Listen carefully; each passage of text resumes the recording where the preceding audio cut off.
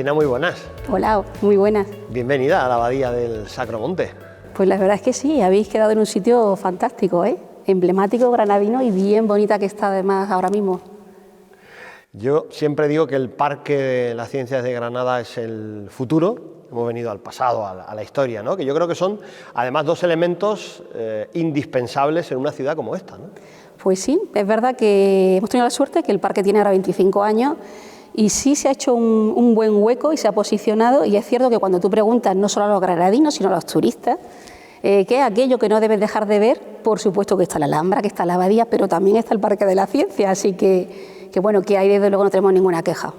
Un proyecto que ha tenido una acogida y una subida buena aceptación y todo éxito hasta ahora, ¿no?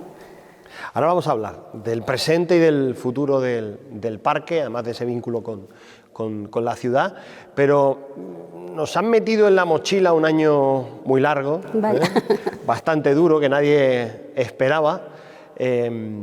¿Cómo lo resumirías en lo profesional? A ver, en lo profesional, bueno, yo creo que ya todos hemos reflexionado, hemos dicho mucho y seguramente coincidente. Yo me voy a quedar con la parte quizás más positiva, y es que para mí ha sido un año, y la propia situación de crisis sanitaria ha sido como un catalizador, algo que ha hecho acelerar algunas transformaciones que ya habían empezado, o sea que evidentemente estaban, por ejemplo la digital, y ha hecho también pues que sirva para reflexionar mucho más rápido algunas de las cosas que ya nos demandaban, pues por ejemplo retos sociales, retos económicos, retos medioambientales. Entonces me gusta pensar que una parte positiva puede ser esa reacción rápida que ha hecho que nos posicionemos y que hagamos toda esa reflexión y pasar a la acción ya, mucho antes de lo que si lo hubiéramos programado nos hubieran dicho tenéis 25 años para pensar esto, ¿no? ¿Crees que esta pandemia nos ha hecho darnos cuenta que eso de la sostenibilidad va en serio y que al final nos afecta tan directamente como estamos viendo? Yo creo que sí, que ha quedado en evidencia total. De hecho, está claro ya, ahora ya todos sabemos que virus COVID-19 y los que están por venir pues son consecuencias también del uso intensivo, no sostenible que estamos haciendo del propio planeta, ¿no? De la importancia que tiene que reflexionemos, que trabajemos en mantener la diversidad del planeta. Y es muy frecuente que oigamos, y me pasa mucho, incluso en el museo, que la gente habla, hay que ver qué importante es la diversidad y la biodiversidad, pensando en que vamos a ayudar a proteger otras especies. Y la trampa está en que proteger esa biodiversidad, quien nos protege es a nosotros. O sea, realmente, solamente por puro egoísmo deberíamos de hacer esa llamada de atención y ponernos tajantes en ese tema. Ese concepto del ser humano como raza superior, que no necesita protección, pero sí dar protección al resto de las Esa puede ser uno de nuestros errores que a veces cometemos. Se nos ha vuelto en contra, contra.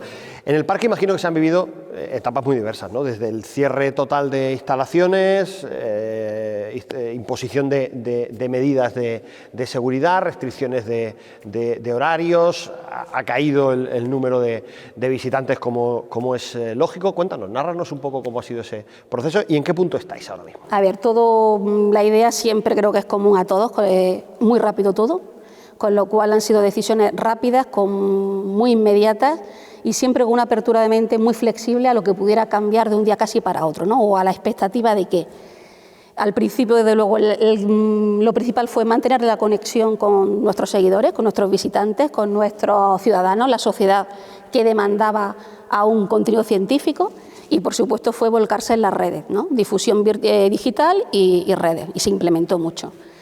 Y bueno, y se hicieron programas de un día para otro que dices, ¿cómo hemos podido? Hemos podido porque sí habíamos iniciado la transformación digital, pero claro, nos vimos pues en control remoto, yo mandando audios por WhatsApp para la radio, o sea, de repente dices, bueno, la tecnología está aquí, ha llegado y funciona, y decíamos, y funciona, y va bien, y lo hacemos, ¿no? Para todo esto que nos estábamos preparando, sirve para hacerlo ahora, ¿no? Llegó y lo hicimos de un día para otro y claro, es como decir, ya está, sin previo aviso, pero ahora ya, y era posible.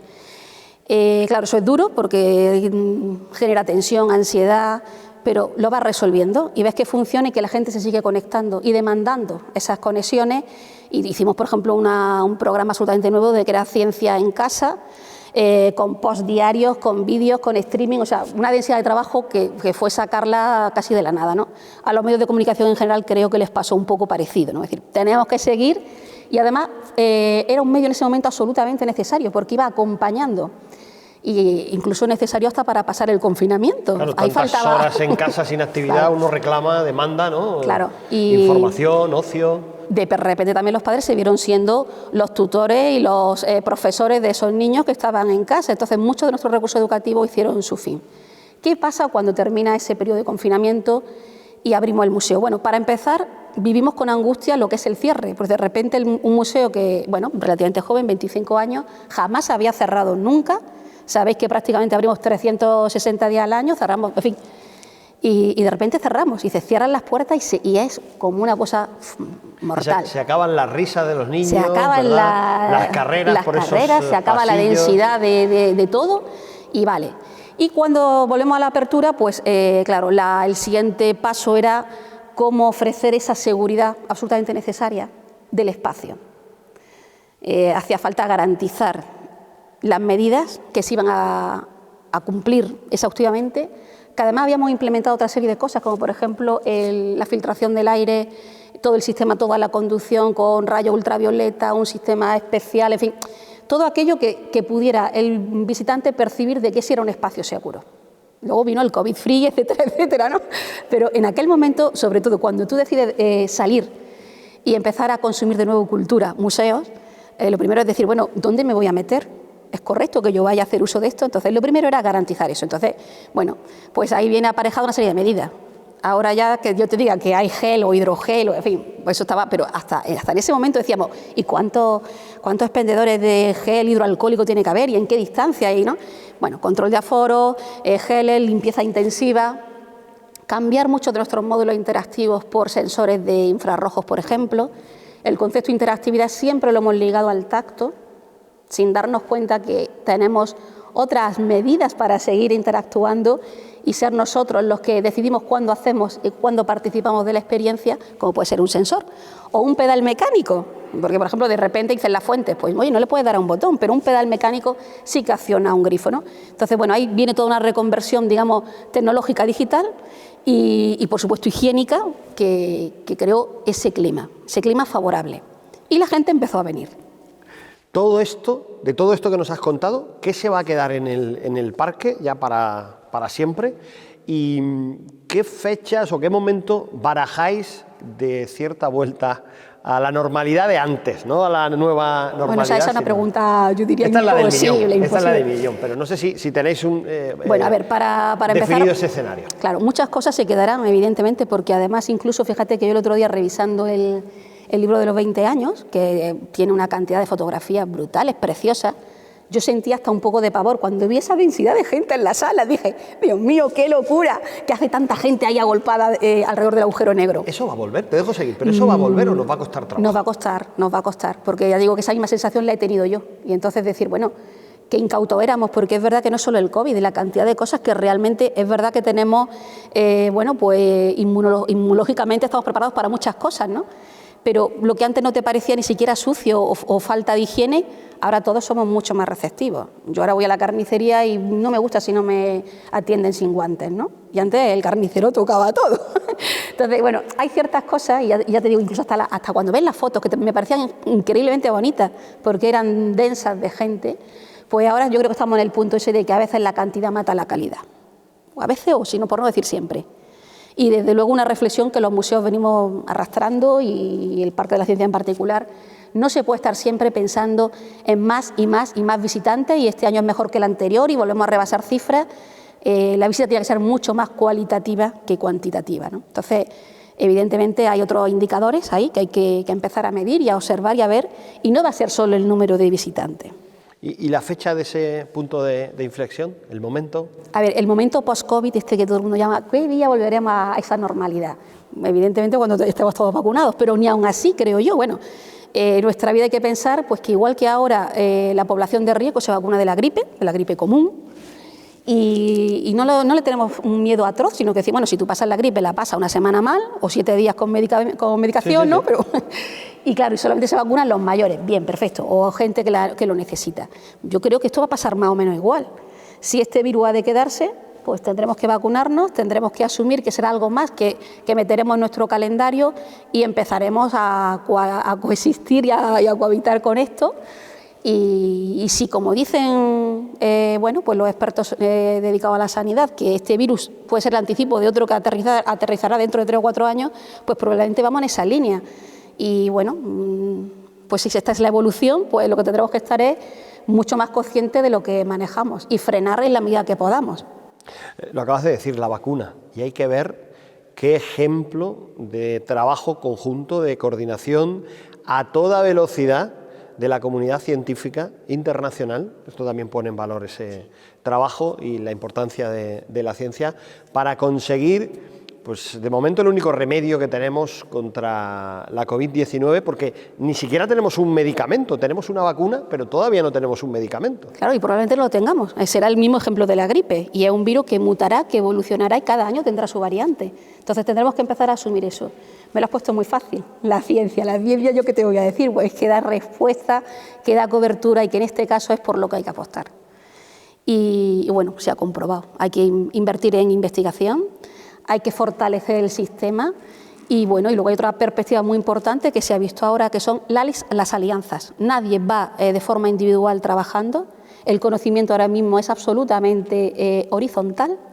Podemos compartir ese conocimiento, avanzar conjuntamente y todo eso, que es una de las cosas buenas de la globalidad y del concepto de cómo se trabaja de forma internacional colaborativamente, pues bueno, está ayudando a estas respuestas rápidas, ¿no? Mira, nos hace más fuertes como sociedad, ¿no? como grupo, pero fíjate que en este momento en el que el valor de la ciencia está en lo más alto, también vemos que el negacionismo no desaparece. Y hay quien teme ponerse una determinada vacuna o incluso quien no está dispuesto a ponerse absolutamente ninguna. Hay quien dice incluso que todo esto del COVID es una farsa, ¿no?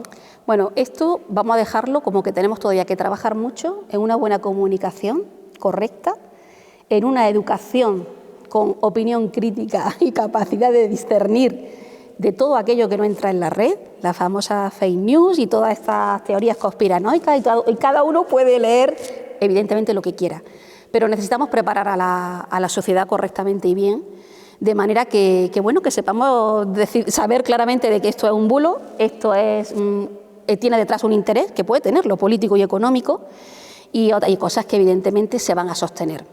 ¿Por qué me gusta pensar en el museo como un sitio seguro? Precisamente por esto. Porque se convierte en un agente absolutamente neutral y de confianza para el ciudadano.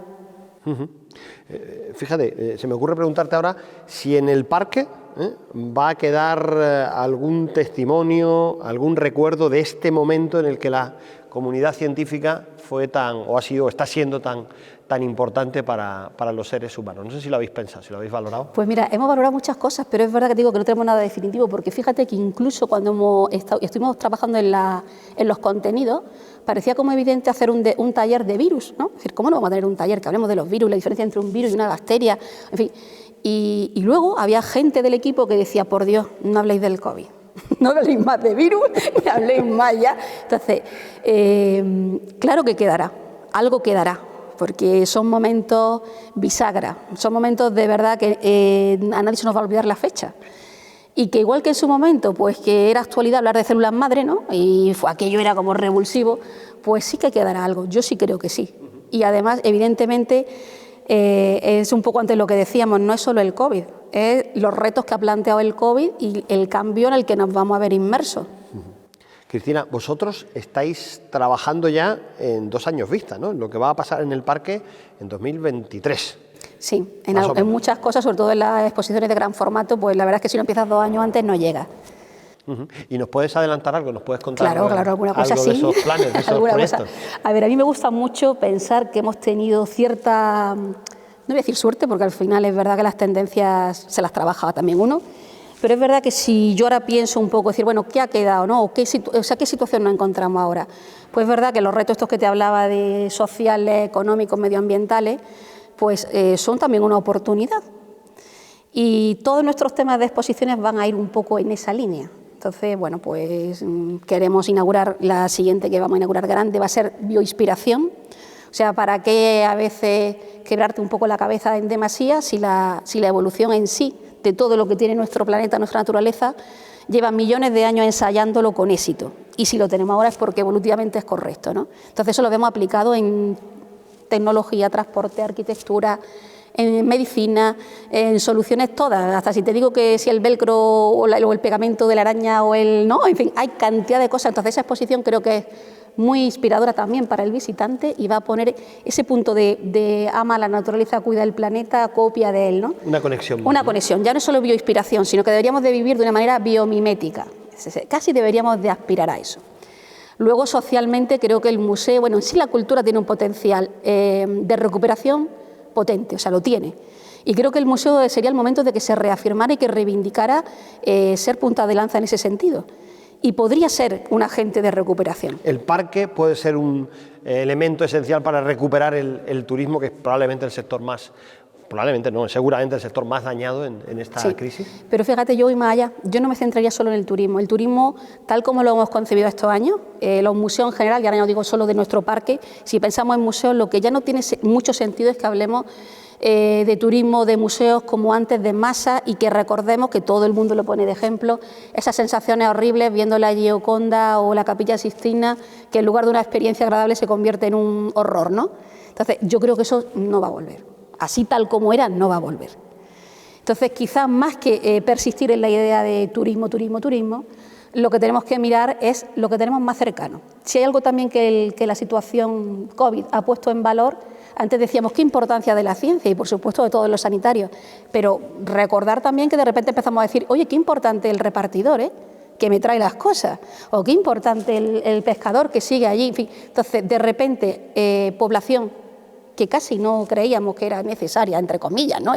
Bueno, pues que estaba en un nivel como muy abajo, empezamos a darnos cuenta que son tan importantes como los de arriba. Entonces, el museo creo que tiene ahí un valor integrador muy importante y va a ser trabajar con esa población. El museo trabaja para el ciudadano, será hacer esa integración. Y luego creo de verdad que de donde venimos, estamos un poco de vuelta de la globalidad y también el confinamiento nos ha ayudado a anticipar esa idea. Y claro, después de la globalidad, ¿qué nos ha pasado a todo en cierto modo? Pues que hemos vuelto al origen. Hemos dicho de repente, mucho más me quedo en lo mío, en el origen, en lo más humano. Y eso al final te lleva a conocer tu entorno y todo el proceso cultural de tu cercanía. Entonces, ese interés por lo cultural, ahí es donde os digo yo que yo creo que hay que aprovecharlo y que es un buen momento para que sea justamente la cultura y los museos los que ayuden a la recuperación. Cristina, tenemos que dejar aquí esta charla. Yo estoy encantado hablando contigo. Yo seguiría hablando del parque, de la ciencia y de Granada, pero tenemos que terminar con un deseo. Bueno, pues el deseo sería que de verdad aprendamos de estas cosas, que no debería de ser, pero muchas veces es verdad que tiene que ocurrir algo trágico para que en ese momento tomemos la conciencia y nos pongamos mano a la obra. Y creo que esto es, como os decía, la oportunidad. Lo que ha hecho es acelerarnos en una serie de tomas de decisiones que me quedo con esa parte positiva. Creo que tenemos que ir a la fuerza todos hacia un mundo mejor, más igual y más sostenible. Cristina, gracias, salud y mucha ciencia. Ahí está, gracias a vosotros.